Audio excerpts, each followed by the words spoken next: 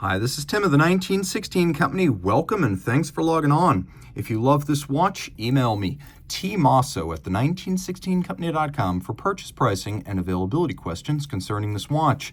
Today we're discussing a 2023 variation on a model that originally launched in 2015. This is the Patek Philippe 5905R-010. So it is the blue dial rose gold version of the 5905 Flyback Chronograph annual calendar. It is bigger than the previous 5960, but similar mechanically and functionally. The dial is simplified in some ways, that is technically, but also enhanced aesthetically. More on that in a moment. The original 5960 was a 40.5 millimeter case, whereas this is 42.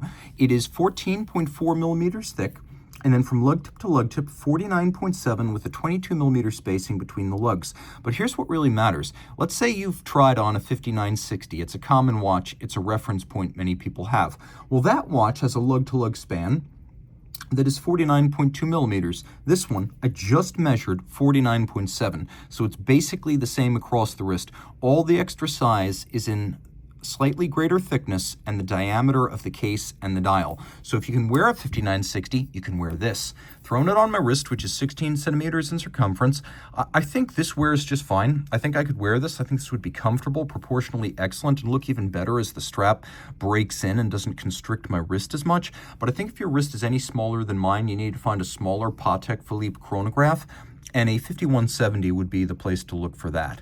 But if your wrist is 16 centimeters circumference and up, game on. Here's your over-the-top shot, which exaggerates the width of the watch. And then here's your cuff shot, which shows that although it isn't a thin watch, it does have a pretty dramatically sloped case band with the roll of the case and then the concave of the bezel. So it should slide up over most dress cuffs and even jacket cuffs, being in almost every case compatible with this watch. Jackets are always pretty loose, so I see no concerns there.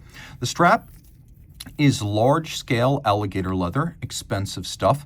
You can see Patek has done its best to match the blue of the dial to the blue of the strap. It's a sort of matte finish blue. You can see we have this monotone stitch, a folded edge rather than a cut edge. A little bit of bolstering or stuffing to add volume on the bottom. We have calf skin. You can see this is a brand new Patek Philippe factory strap. Patek pull tab spring bars. Here they are. Fingernail allows you to pop the strap right off. No tools necessary. We have a spade-style Patek Philippe branded rose gold pin buckle, and then the case. And this is where Terry Stern really shows his eye for detail. Understanding that if you make the watch bigger than the 5960, just as you add, you have to take away. And so if you've only seen the soldier shots of this, like this on the internet, you've missed these beautiful concaves on the lugs.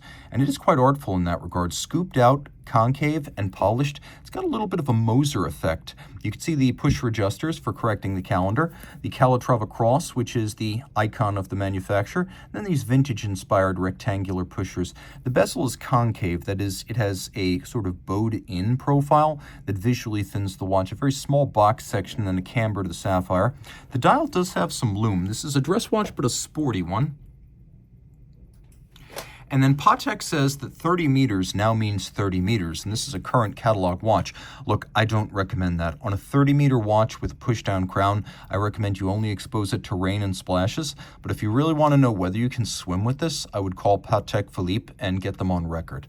So for now, dress watch, splash, and rain only at 30 meters. Also fascinating on this dial is we have the same functionality as the 5960. So we have the date month with the annual calendar. It only needs one correction a year during the jump from February to March. We still have the chronograph seconds at center. It's still a flyback. What changes is going to be the sub-register for the chrono hours and minutes. Chrono hours are gone. A 5960 has coaxial chrono minutes calibrated up to 30 and hours calibrated up to 12.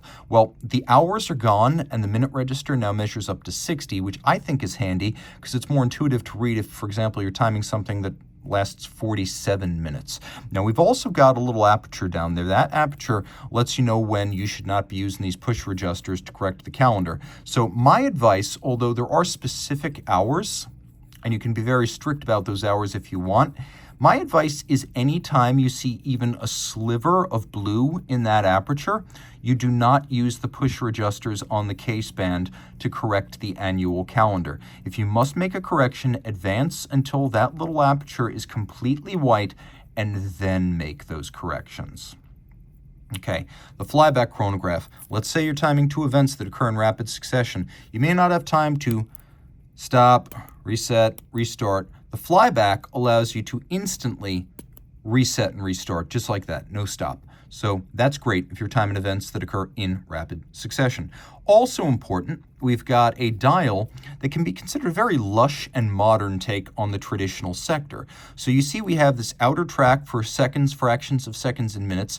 Then we have this hour track in the middle, and then we have the center dial disc. You can see how we have these polished rings of rose gold, and then these faceted 18-karat rose gold applique indices that extend from the seconds track all the way into the inner disc. And so the sectors are all created of polished metal rings and indices, and it's a beautiful look. As on the 5960, we have the American style date month calendar with a finished and faceted aperture for the date itself. Take a look at the hands at center, different style from most of the 5960s, and you can see these are subtly faceted to make for better contrast against the dial base, which is a metallic blue sunburst.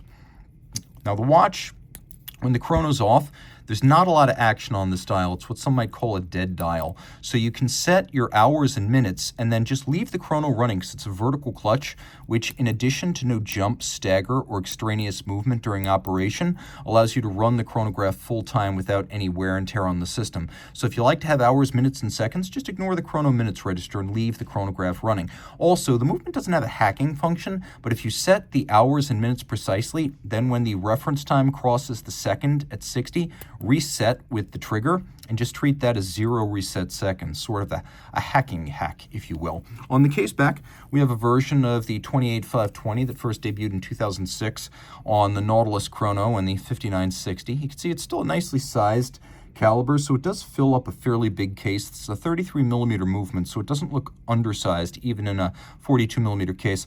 Now we've got ceramic bearings, unidirectional winding. Those two features in the real world make for more efficient winding. On a winder, it's interesting. Bidirectional winding is just as efficient as unidirectional. In the real world, on the wrist, trials have proven that unidirectional is more efficient.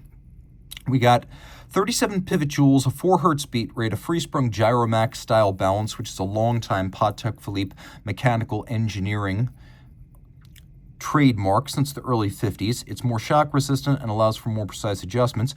It uses the latest Spiromax silicone hairspring, which in addition to being anti-magnetic, now breathes concentrically like an overcoil, even though it's a flat hairspring. You can see 6-position adjustment that is absolutely uncompromising. That is the standard you get on the best watches. Chronometer is 5. Some high-end brands like Lange, Richard Mille, Vacheron, they're 5. Patek, it is now 6.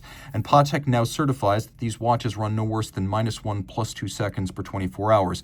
I talked about the vertical clutch. Now let's take a look at the column wheel. It is an unusual column wheel.